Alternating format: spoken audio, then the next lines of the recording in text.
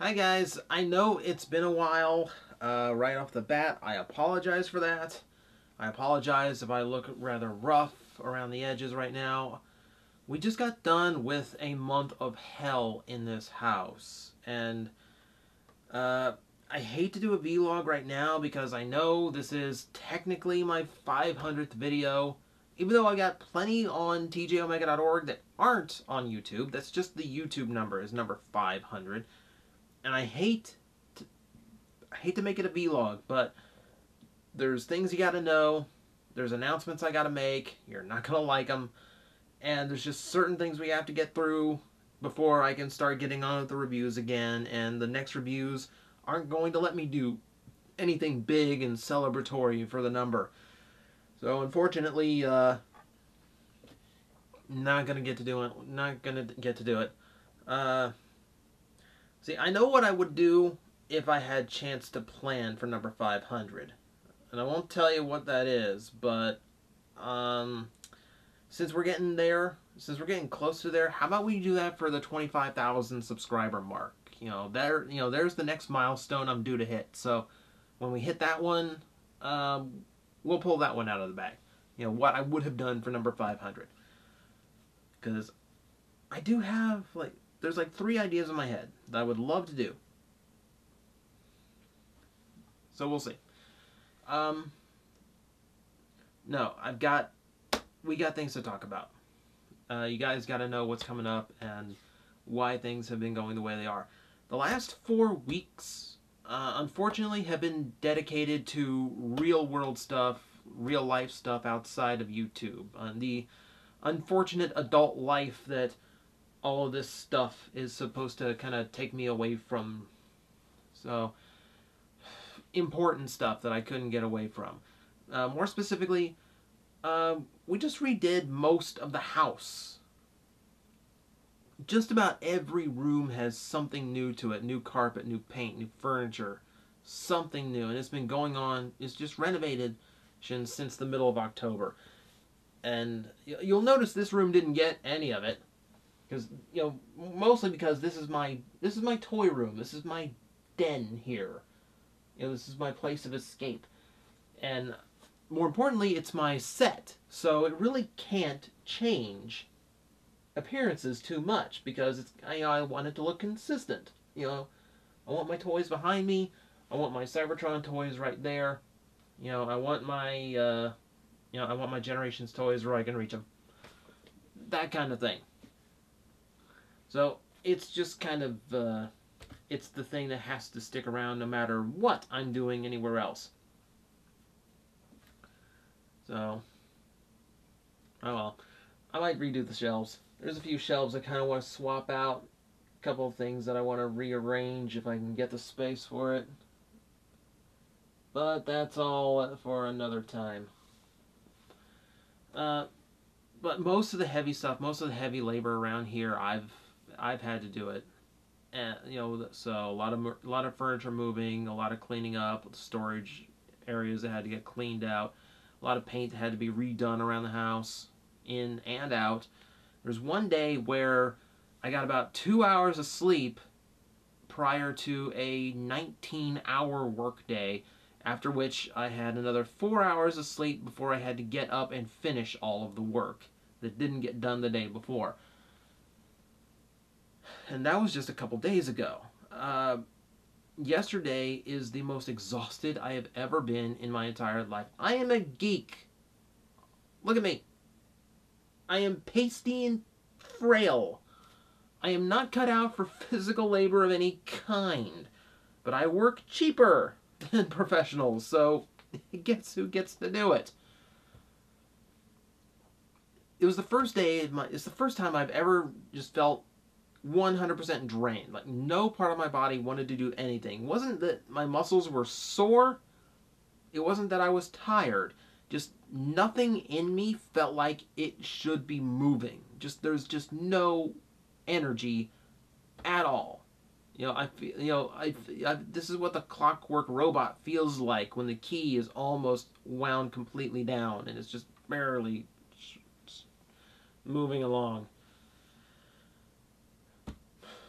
You know, I probably that was probably like a good 14-hour sleep I had after that day. That was not fun.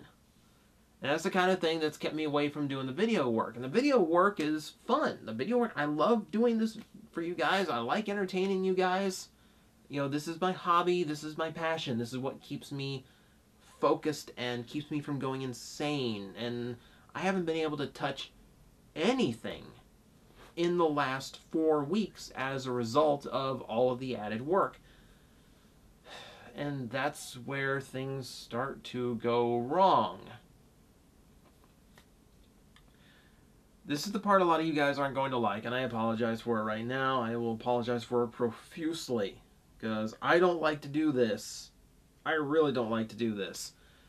The 4 weeks that got taken up by all the housework I got dragged into, that's the 4 weeks I normally spend preparing for Toycember. Even if they're micro reviews, 31 reviews in 31 days is a titanic amount of work. And if I don't start it in October, it doesn't get done. Usually, by the beginning of November, I have the 31 toys picked out, and what I don't have in hand immediately, I have on the way. So, a lot of times in Toycember, I have to buy a couple things just to fill out the month.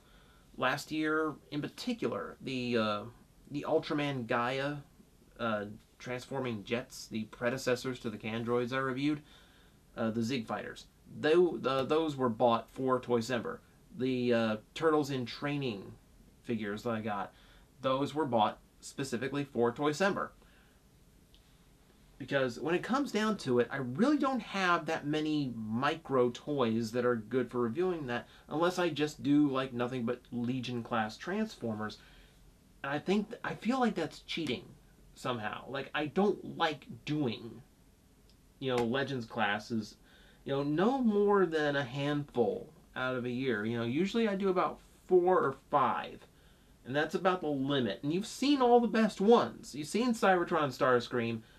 You've seen Prime Cliffjumper, who's still probably the best all-around Legion class figure. You saw all the GDO ones that were really neat. Everything left is just like, it's just, that exists too. None of the ones I have left are nearly as noteworthy. So, it's all just kind of drab. And beyond that, I'm like most collectors. I have my big focuses, and you guys know them. It's Kamen Rider and Transformers, and then I have the stuff that I periodically buy, and that'd be Lego. Anything related to Mega Man, which reminds me, ThinkGeek is about to release a replica Mega Buster. You have no earthly idea how much I want that thing. And then I've got these like little random bits and baubles here and there. If I look at my black shelf of randomness over here, I have a few Figmas, mostly Nintendo characters. All Nintendo characters now that I think of it. I've got a few D-Art Pokemon 2-panty and stocking figures that are inappropriate for my audience, so they will not be reviewed. My Final Fantasy figures, I already reviewed them. I've got one Masters of the Universe Classics toy. Only one. I've got 2 retro Thundercats figures in the same line. I've got one big Voltron up there. Oh yeah, I do have a Figma that isn't Nintendo. I have Drossel. Okay. But that's kind of how it goes. And most of that stuff is too big, and there's too much to go over in articulation, detailing, accessories to cover in a micro review. I'd have to, I'd start in September if I was going to do, full reviews. And honestly, it gets exhausting if, I'm doing 8-9 minute videos every single day. It's not good. It's not good for me. It's not good for the audience. I think a monthly video series like that, like a full month video set like that, needs to be miniature size, so it's easy bites to take in. And, because I think you guys, it'd be exhausting. But I'm honestly out of little things that I could review like that. I just don't have anything else that could fit. So, you know, it'd be a year where like 2/3 I'd have to buy in, which gets pretty freaking expensive. And I'll be completely honest with you guys. Toycember is my best payday out of the year. There you go.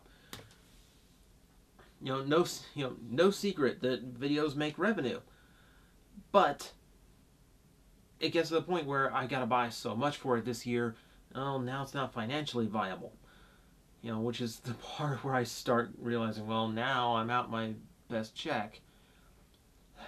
I don't rely on it to keep the roof over my head, by the way. I've got real world work for things like that. But I do rely on it to keep my hobby going and to keep the stuff coming in that I review for you guys. So when that kind of gets stuck, that gets problematic. And it's honestly the kind of thing that makes me, it kind of makes me realize why so many reviewers are going to the Patreon thing. I still don't like the idea of Patreon. I'm starting to see the necessity of it because it's getting so hard for people to keep their hobbies going just on video revenue alone. I'm lucky that I do have a large audience. I've built it up over the years and I do okay. But even me, I've been hitting a lot of struggles lately. You know, which sucks. You know, but at the same time, I don't want to be the one going, you know, like, please go to my Patreon in every single video. You know, I'm the guy who hated putting like the click here to subscribe at the end of the reviews. You know, even though everyone does that now. No one really begrudges the end card like that. You know, so that's just kind of who I am. You know, if I can do this for free and obstruct you guys as little as possible, that's what I want to do. You know, I don't want it to be about the commercials and the revenue. I want it to be about putting something out there for you guys to watch and be entertained by and hopefully educate you on something that you're thinking about buying. You know, I want it to be something you guys can enjoy more than anything. You know, so I'd rather keep it low pressure. You know, I've got a donate button on the website. That's all I really want. And I actually found out you can set up a recurring donation on that site the same way you do Patreon, which I didn't realize. I didn't realize it until a fan actually set one up, and I got a thing from PayPal that says, you know, someone has set up a recurring payment. It is a Patreon style payment, $2 a month, but you know, whoever did it, I'm just as grateful to that person as I am the person who sent me, you know, $200 worth of free swag, because it's them giving of themselves because of what I do, and that still blows me away no matter how big the donation is, that I moved someone that much, and that what this thing I do, this, you know, me, the jackass with a camera, somehow does something that people enjoy like that, to the point where they want to contribute, they want to help out, and it means the world to me, no matter if it's $2 or $200. You know, it's all good. I love it all. I love everyone who, you know, does that. It's just, it's baffling to me that people are still, it never fails to amaze me that people do that for me. So I'm off topic here. I'm getting sappy. Damn you people, you make me sappy. It's been a hard week. It's been a hard 4 weeks. I've missed this. I've missed you guys. So here's what I'm gonna do. I don't have Toycember this year. We might do it like later on in the year, in the spring or summer. We might do Toycember Spring Break Edition. You know, if I can find a version of Deck the Halls played on like a Hawaiian ukulele, we'll go with it. Whatever. But for that, I want to make you guys aware, like the next 3 months of video plans kind of got derailed by this last month of just nightmare on a daily basis. So I want you guys to be aware of what I had planned, what I still have planned. And this is, something I rarely ever do. I'm going to tell you guys what's on the way, to specifics. Okay, for instance, the reason I can't jump straight into like a big 500th video review thing is because I've got some other commitments. My friends at Jack Specific sent me a box of toys that they wanted me to cover, and I like doing that for them because it lets me have an excuse to do something completely random for you guys. And I love keeping you guys on your toes and just doing random stuff. It's like, well, let's see how this does. Let's see what this is like. And they're cool toys, so I don't mind doing it. So, one of the things, talk about random. It's Ezra Bridger from Star Wars Rebels, which I actually had to get caught up on when this guy came in. Liking it way better than Clone Wars.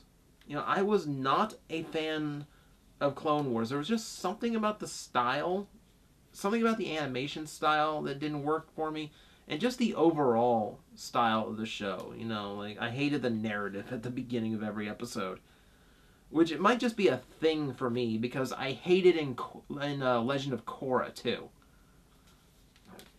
The thing that sounds like a newsreel at the or like a recap of last week's serial at the movie theater. From back in the day when movie theaters ran serials.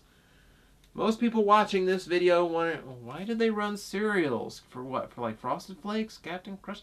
Not that kind of cereal, guys. You're too young. You're too young. We're talking like Flash Gordon and the original Batman. The one that really sucked because Batman didn't even have a Batmobile. He had a Buick like everyone else.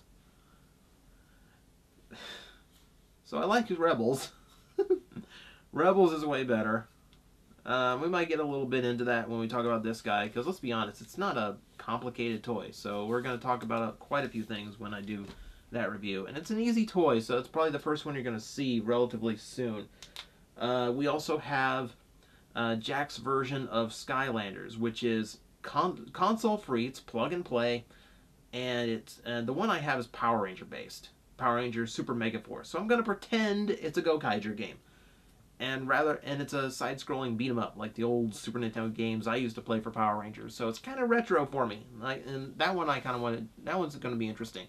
I'm going to have to do like guerrilla-style photography for it because I don't have a capture card. I'm sorry. It's going to be footage recorded off of my screen. I hate doing it. I have no choice.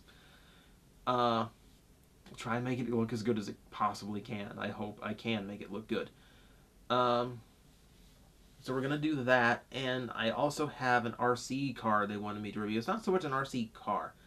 It's just like two big wheels, one of those big off-roading, kind of RC vehicles. I don't normally do that. I haven't played with an RC vehicle in years, but this one has a live video feed with it. That alone, as a camera guy, fascinates me, and I really wanted to see how it worked. So that's going to be a very different video for me. So yeah, we're going to get into tons of things I don't normally get into here. After that, that's like in the next week or so. After that, after we get out of the Thanksgiving holidays, part of me would like to say I want to get back into Kamen Rider. I want to get back to my knees. I'm sorry. I'm sorry. I'm like fidgeting in my seat. I hate sitting still. Part of me, like, I want to get back into Kamen Rider and Transformers, my big two, because I know everyone wants me to get back into those. I have some other things I want to do. There's something I've been wanting to do for a long time now, and I keep having to put it off. So I really, really want to get into, some of this. If you follow me on Twitter, you'll notice there have been a lot of photos lately of, different toys from a series called Glyos. And it's not like, Glyos isn't a series. It's an engineering system that multiple independent toy lines use. And I've been getting into these there's a few that I've been collecting, but I'm getting pretty heavily into them over the last few months here. And what amazes me about these are independent companies. Some of these toy lines are owned by individual people. Like one person has their own toy line. That amazes me that that's possible. They do the art, they do the sculpting, they handle it with the factories. They cover. It's just everything that Hasbro. Hasbro that takes 20,000 people to get your Optimus Prime to a Walmart, they do themselves. And everyone I've talked to so far has been a really, really cool person. So I want to introduce you guys to a lot of the toy lines of those I've been collecting, because there's something for everyone in these figures. And so we're going to do what I call Glyos 101, which is going to be an kind of edutainment style review series where we're going to go through the different companies that use the Glyos system. On the weekday, we're going to go to 5 of the offshoots from Glyos that use the system. And then for the weekend, we're going to do a 2-parter for Onell Design, who owns the Glyos system and has produced more figures and with more different molds than probably all the others combined. It's just an enormous wealth of stuff that they have done, and you guys have got to see it because it's some really cool, fascinating stuff. I think there's a lot to enjoy about it. I'm really looking forward to doing that. It's going to be very different, but it's going to be very fun. I've really been loving these things, and there's a few coming out that you guys are going to dig so much. I really, really want you to see them. Beyond that, yes, I'm still working on Kamen Rider Gaim. I know a lot of people gave me flack because I reviewed the Drive belt before I reviewed the Gaim belt. Guys, there's no difference between reviewing one belt first or the other. There's no point in reviewing them in the order they come. You're still going to get the exact same review. And what does it matter? The Gaim belt isn't new anymore, doesn't do anyone any use. And there's no use to reviewing the Gaim belt anymore anyway, so it doesn't matter when I do it. I did the Drive belt first because I got it within a week of the toy's release. I wanted to get the review out as fast as possible when it was most relevant, and I wanted to get it out of the way. And once I first played with it, I wanted to get it out of the way because I knew I was not going to go for the toy line this year. There's oh god, what's his name? Machine Chaser. His henshin device is coming out, and people tell me, oh, well, that looks really cool, you should get that. No, because it still plays the same way. I don't care how cool the sound effect is. It's just the same play pattern, and the cars are doing zip for me. Like, if you want to disinterest me in a toy line, you make it about cars that don't turn into robots. Simple as that. I'm not a car guy. I'm just not.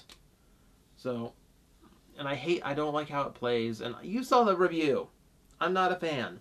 And I've given the show 5 episodes so far. I give a show 5 episodes before I give a first impression, and then I give it 10 episodes before I decide whether, or a Kamen Rider or Sentai series usually gets at most 10 episodes to grab me. Drive ain't doing it. I'm 5 episodes in. My first opinion is I am so not a fan. I am so not a fan. I don't like the tire gimmick. I don't like the abilities. I don't like how the new powers just appear out of nowhere. Just to, it's the most obvious, like, hey, look, a new toy has come and it's going to be really cool, so go out and buy it. Like even more so than Forza.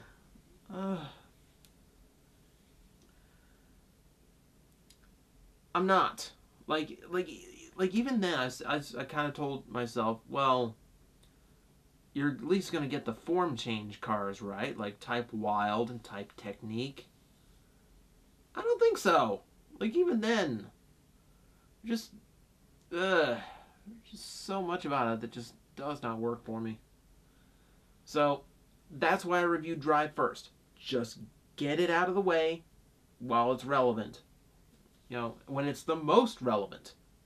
You know, because that's an expensive toy, and people need as many opinions as possible. And maybe I'm biased because I'm not a car guy. The point is, it's just another opinion, and the more opinions there are out there, the better buying decisions you can make. Maybe you agree with mine, maybe you agree with someone else's. Doesn't matter. The idea is you have different viewpoints to bring up different things.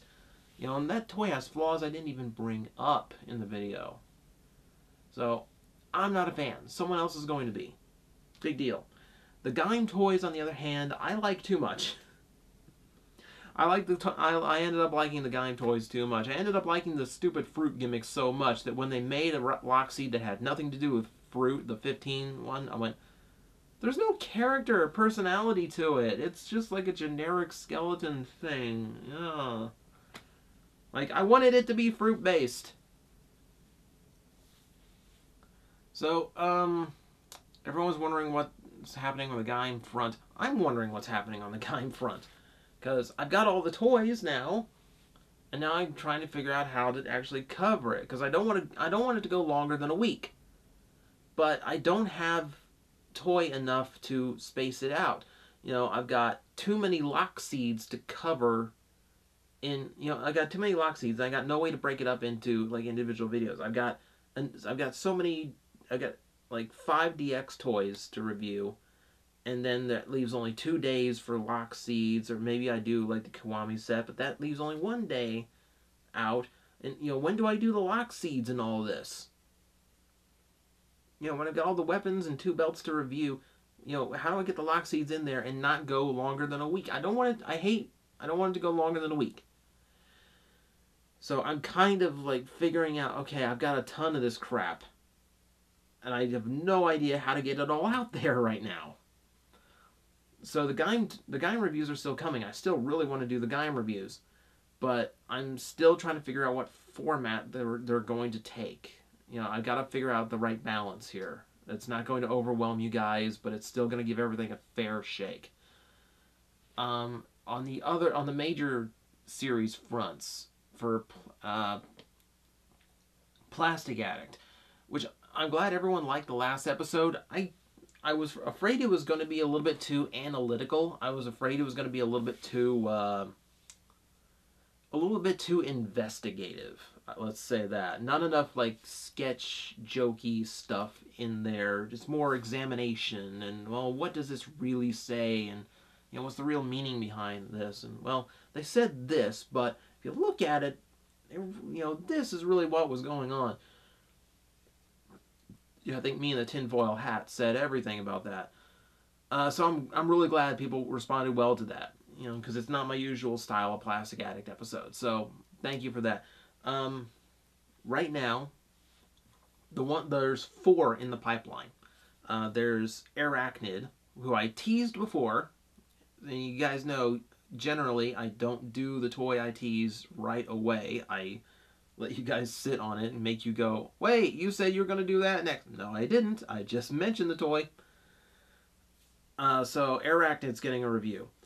The other one I have down the line is Revenge of the Fallen Scalpel, which is one that I owe a friend of mine.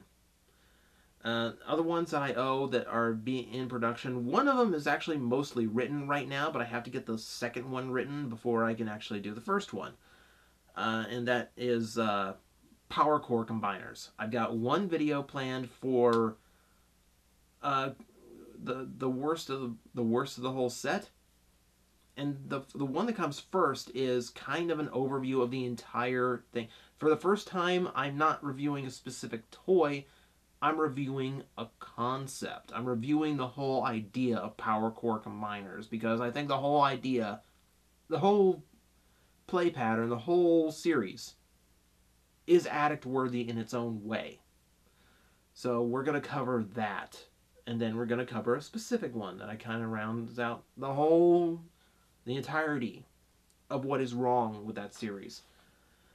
On the TJTV front, the 2 that are in the works right now, and I know TJTV is the one that keeps getting neglected. It's the one that takes the most time, and time is a luxury these days.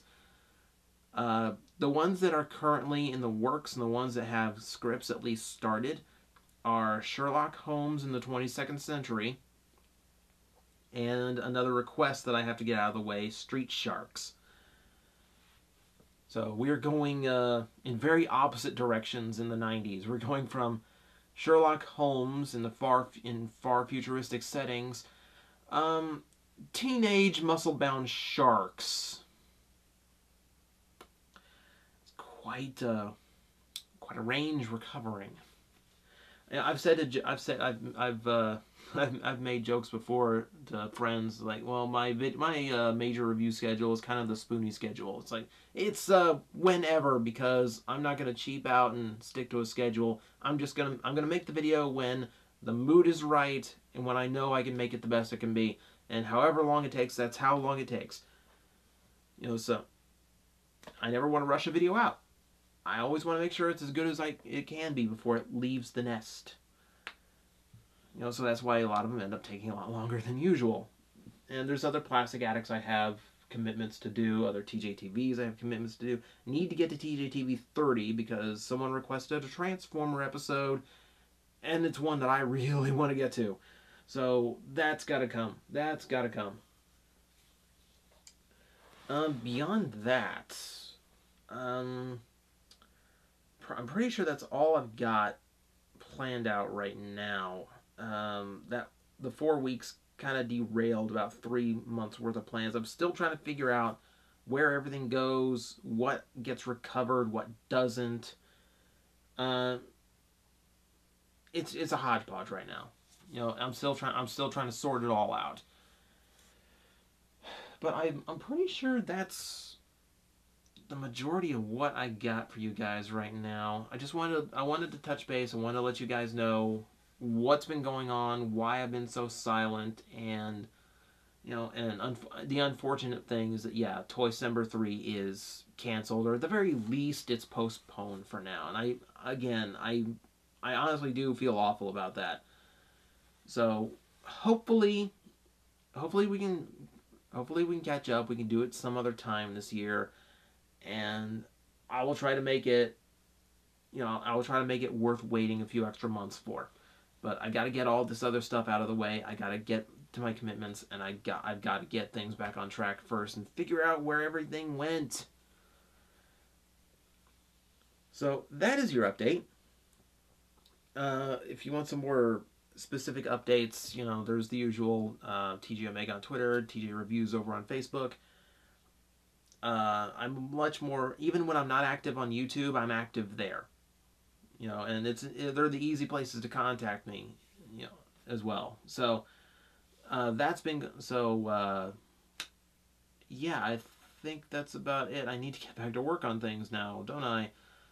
So honestly, guys, I'm gonna stress it one more time here. I know it's not for everybody. I know it's gonna be very out of the ballpark, but when the Glyos reviews start up, which right now I'm aiming for December 1st to start that week.